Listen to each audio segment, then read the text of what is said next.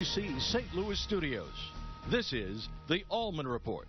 And welcome to the Allman Report. Twitter, what a cesspool, but every once in a while it can be a little fun. Every once in a while I take a little peek around Twitter to see what's going on, and I keep seeing these two guys arguing back and forth about politics. So a couple of dodos talking nonsense? No! One is a former Missouri House Speaker, the other head of the Missouri Progressives. So we wanted to have them duke it out right in real life here. Tim Jones, Sean Nicholson, thank you so much for being here. Good to be here. Now, Thanks, in the Jamie. run-up to your appearance, one of your buddies, tweeted us a picture. What movie is that from again, Stevie? Step Brothers. Step Brothers. And even when they talked about the pictures, the first time those two saw it, they still argued. Because Sean wanted to be Will Ferrell, and you wanted to be the other guy. Well, we don't seem to much agree on anything, even wardrobe changes. This was on Medicaid, the latest war. Okay. Now, do you guys get, or are you just all issue-oriented? I mean, you guys like each other, right? Depends on the day, so it seems. Okay. Depends on the subject and the day. That's right. You seem to be cordial. We're good-natured about it, but no, Jamie, we don't pick on each other's families or friends, or no, we keep it pretty policy-oriented. So how did the Medicaid argument start? What happened and who responded first? So I don't remember the specifics, but there's a... You never do. There's a huge public policy question before us in the state right now, which is what do we do about 300,000 uninsured Missourians in the state? There is money on the table as part of the Affordable Care Act. There are Republican proposals to expand Medicaid to close that coverage gap, and it's time for the legislature to do that and make it happen. Now, you responded? Yes, Jamie, a rare form of agreement here. Yes, it is an ongoing public debate. I don't agree with Sean on why we need to continue the debate, though, because in my mind, Jamie, Missourians are very decided on this issue. In fact, when I was Speaker, unlike Harry Reid, I had bills up on the floor that were voted on and issues that were voted on every day. We had the Medicaid expansion vote when I was Speaker, Jamie, probably 5 to 7 times. Republicans all voted against it. Many of the Democrats voted for it. Then we had an election. Every single Republican who voted against Medicaid expansion won, +8. So I think I know where Missouri is. They do not want Obamacare Medicaid expansion in this state. Sean, I thought that, for instance, like Obamacare was supposed to take care of people who were uninsured. So what's the reason for a Medicaid expansion? So right now we've got a gap between the people who qualify for subsidies as part of the federal health insurance exchange that Obamacare set up, and then we've got people who qualify for Medicaid now.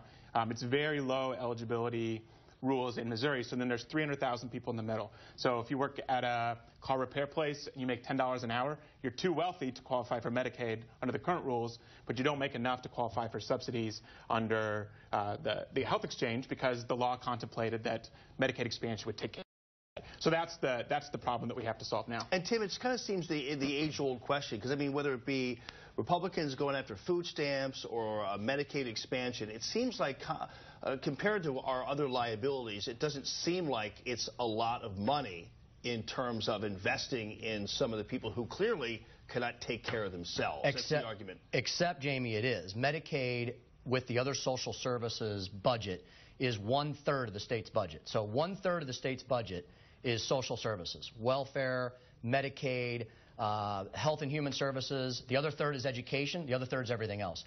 I would say that probably Sean nor I liked Justice Roberts' decision completely on Obamacare, because what it did was it upheld Obamacare and allowed it to live, but it carved out the Medicaid part and said now the states get to decide whether they want to expand Medicaid or not. My position is Medicaid's a broken system. It gives poor health care outcomes, and if you expand it, you're expanding an entitlement that lives on forever and will break the bank. You're saying it's just really a Band-Aid when actually we should go back to the drawing board and figure out another way to do Medicaid. I agree. Than we're doing right now. What Tim says sounds scary, but there are Republican proposals that have been put together by Senator Ryan Silvey, who's from Kansas City, Representative Jay Barnes from Central Missouri, and then Senator Kit Bond, former Senator Kit Bond, has been working on proposals as well that would take the budget savings that come through Medicaid expansion and apply those to future years where the federal match goes down a little bit. So it certainly sounds scary when you say 1/3 of the budget or X percentage of the budget goes to Medicaid, but in reality, what we've seen in Kentucky, what we've seen in other Republican states is the budget liability goes down for the states, and it's a net win. We even had Governor Sam Brownback say that he would sign a Medicaid expansion bill if it met his requirements for reform and changes, if it hit his desk. So that's the thing, Tim. Republicans have expanded Medicaid. And in some states. If it's true that the need is to go back to the drawing board, why didn't Republicans do that when they expanded Medicaid? And, Jamie, that's a great point. Republicans do need to have a health care reform plan. Expanding Medicaid, in my mind, is not the way to go. Maine expanded Medicaid. It's been a disaster. The uncompensated care has actually gone up. The emergency room care, it's gone up. Costs have gone up. The uninsured has not gone down. So Governor LePage, the new Republican governor in Maine, now has to unwind that mess.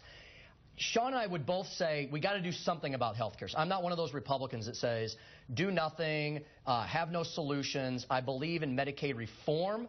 I think you need to fix the broken system before you put able-bodied Missourians into that and expand that entitlement. I'm not in favor of expanding a broken entitlement system. Great. Well, we're waiting for the votes on the House floor and the Senate floor to see the Senate plan. So we hear lots of talk. We've heard talk for 3 years on we need reforms. Well, let's have them and let's get this done. I like Paul Ryan's plan. I like Paul Ryan's plan, which puts more of the free market into the healthcare system, gets government out. Jamie, we have not-for-profit hospitals. They're the ones pushing this. Not-for-profit hospitals whose CEOs make $6 million a year. The big hospitals with the overpaid CEOs really need to stop pushing this broken Medicaid system and really think of a new path forward. And, Sean, are you serious? If the Republicans came up with a plan, do you think Democrats or progressives would really go for it? I mean, in terms of meeting the Republicans halfway? Sure. I think that we have every reason to believe that if it addresses the coverage gap and it treats people with respect and it's a good system, then people would be for it. So no one's under any illusion that Democrats are running the legislature right now. You'd be willing to go for a trimmer version of Medicaid expansion if that was something Republicans came up with, or? Well, I think in order to get the full federal match, you have to expand up to 138% of the federal poverty level. So you can't be too cute about it, or it becomes. What about along with other changes in Sure. social services, maybe some cuts here and there or some manipulations here and there with other social services? I think that both Senator Sylvie and Representative Barnes have put together some proposals that I'm not thrilled about, but if that's part of an overall package that gets us to a solution, then great. Great. Now, do you guys have a cutoff, like at night when you stop tweeting, or is there, like, because Twitter, everybody always has to have the last word. I'll have it here to avoid you guys having to do that. But, I mean, do you guys ever have to, like, stop and... Yes, yeah. Bath time is a great time. Sean's family probably has the same rule that mine does, that, you know, my wife has a cell phone ban after like 9 p.m. Oh, good. Put it away. Yeah. Gotcha. Well, you guys, great to have you on. I like the exchange. It seems like we made some progress at least. So, great. Sean Nicholson, thank you very much. And, of course, Tim, as always, thank you for being on with us as well. Thanks, Jamie. Thanks, Sean. Both of you guys make a good pair, even on Twitter. Yeah. All right, still to come. You guys want to stick around for the Wheel of Kaysen? Plus, Aisha Khan has more on where your tax dollars could